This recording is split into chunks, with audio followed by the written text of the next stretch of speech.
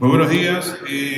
Siempre tratando de hacer hincapié en la parte diagnóstica, hemos instaurado un protocolo que si lo dijera el Pablito Cornejo, dijera Araray, pero es Araray, que consiste en el protocolo de la atención de pacientes que llegan a la emergencia con un trauma de hombro.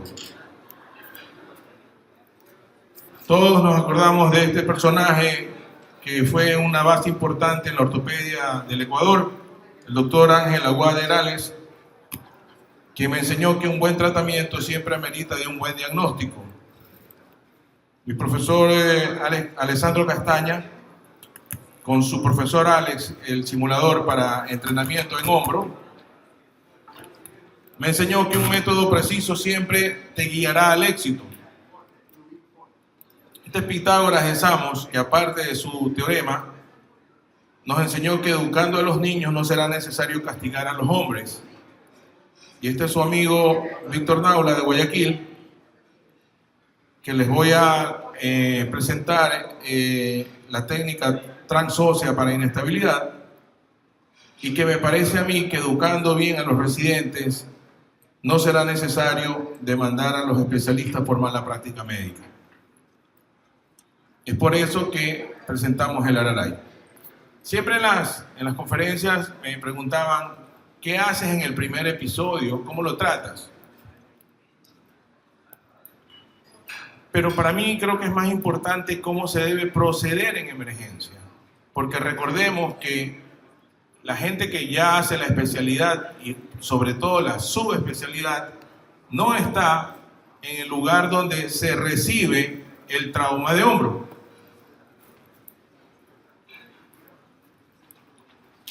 Entonces, instauramos el Araray, como todo protocolo bien ordenado. Comenzamos con una A.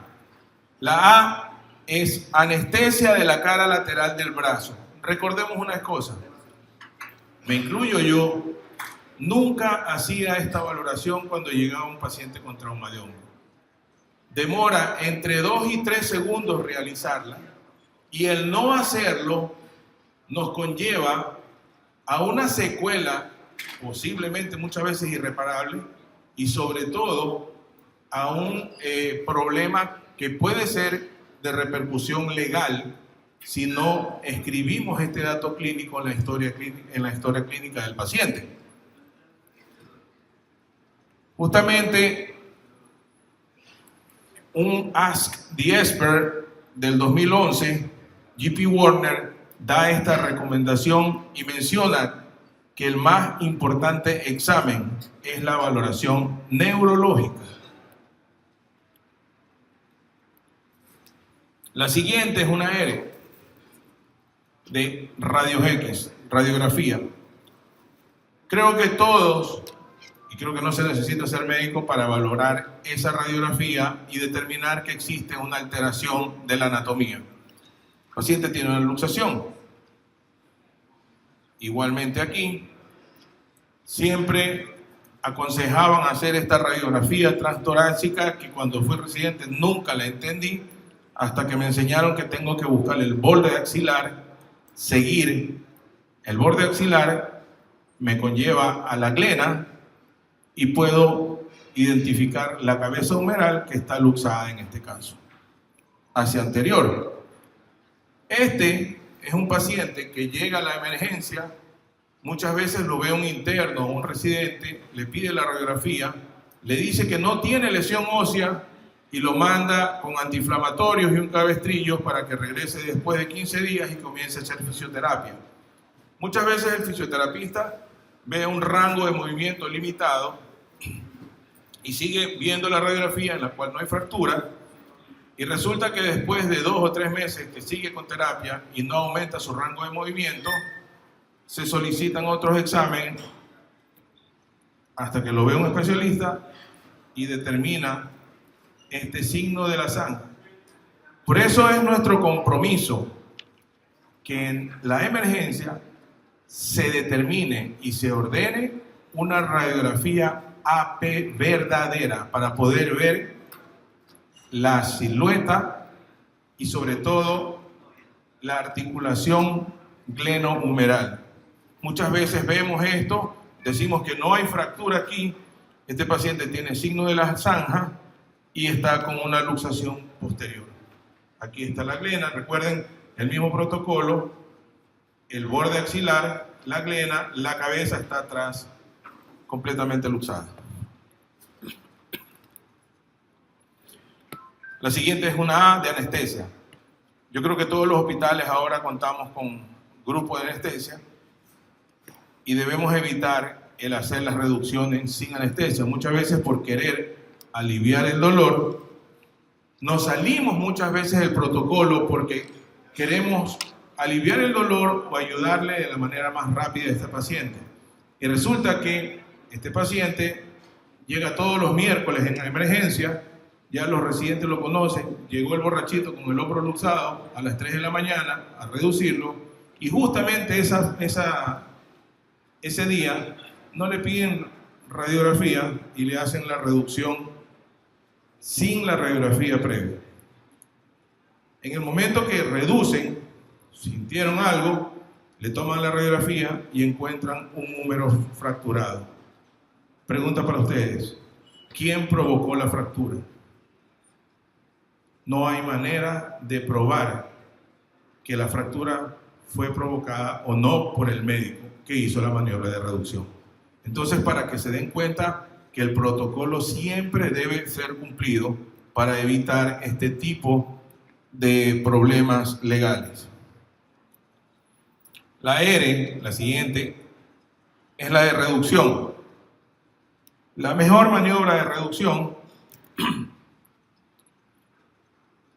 la que fue más conocida fue la maniobra de Kocher, pero recordemos que Kocher describe esta maniobra cuando él ganó el premio Nobel y en ese tiempo lo que decía un premio Nobel prácticamente era una verdad indiscutible. Por lo tanto, pensamos que la mejor maniobra de reducción no es la que tiene evidencia científica, sino la que la realiza con mayor frecuencia el médico que reduce un hombro. Si yo tengo experiencia hacerla, un Bigelow o Stimson, o cualquiera de las maniobras descritas, porque existen muchas maniobras, pienso yo que la repetición y la familiaridad que el médico tenga con la reducción es lo que le da la experticia. Este paciente, simplemente para que se den cuenta, tenía una luxación, está bajo anestesia general, está en decúbito lateral contracción, y aquí el doctor Aguad tiene que hacer una maniobra muy fuerte para reducirla, para que se den cuenta que muchas veces no nos debemos sentir frustrados porque no reducimos una luxación bajo una sedación.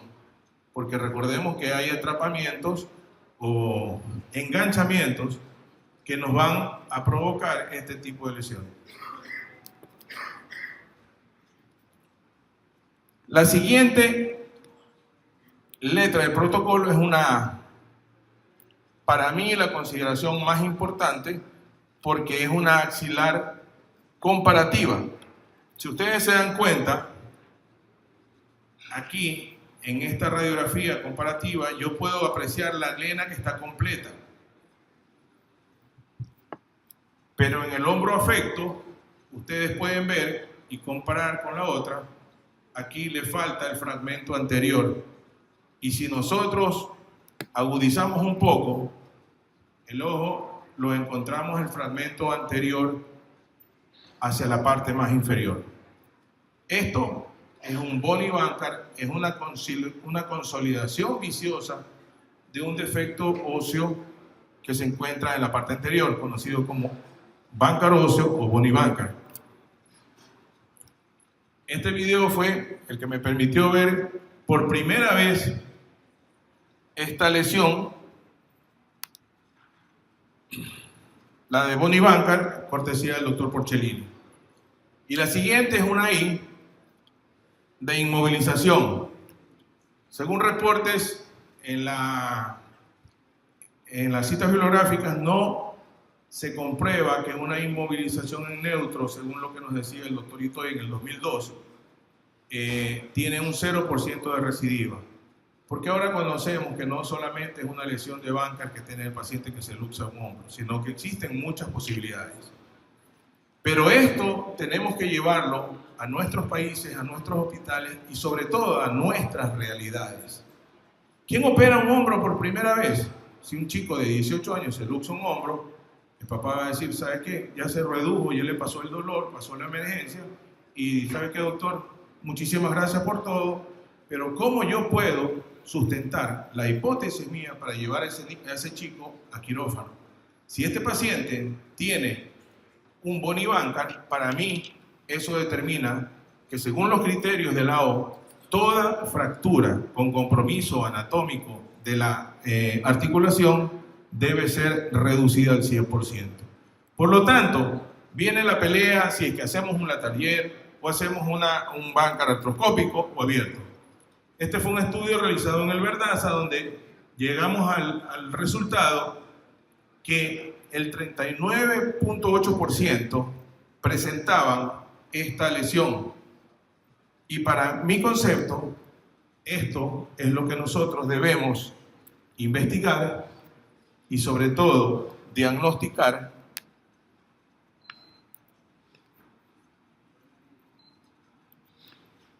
en el momento que nosotros tenemos un primer episodio de luxación de ojo.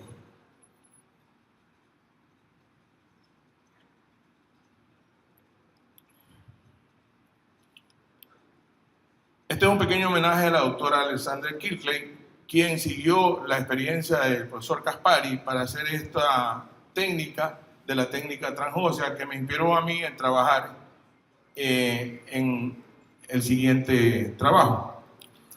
En 1939, Bankart describió la lesión que lleva su nombre y refirió que el único tratamiento racional es reinsertar la lesión capsular en el hueso. Hemos hecho todas las cosas que dijo Bankart que no las hagamos. Este es un trabajo que se llama Casiopía, que lo presenta el profesor Laurent Lafosse en el artroscopio de 2006, indica que para la reconstrucción de una lesión de Bankart, él utiliza 5 arpones en una configuración en W. Nuestra realidad, ustedes todos conocen a Juan Pueblo. ¿Qué pasa si Juan Pueblo se luxa el hombro y le decimos que tiene que colocarse 5 arpones, pero Juan Pueblo gana solamente un sueldo básico? Es por eso que cuando tengo una idea, la paso al maniquí, reproduzco la lesión de Bankart y mi intención era simplemente hacer el antiguo procedimiento que Bankart lo hacía abierto, sino con una técnica artroscópica, y justamente diseñamos esta guía para pasar un hilo o una supersutura a través del borde anterior de la grena y reinsertar y reproducir el método Casiopía de Laurent Lafosse sin utilizar arpones, porque la diferencia entre colocar un arpón o colocar doble fila de arpones es la superficie de contacto del footprint de la parte anterior del labio.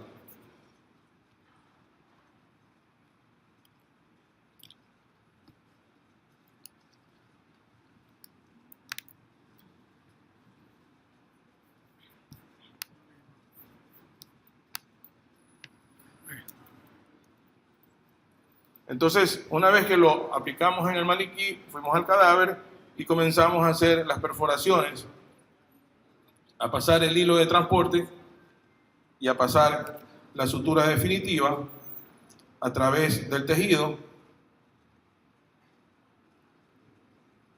para luego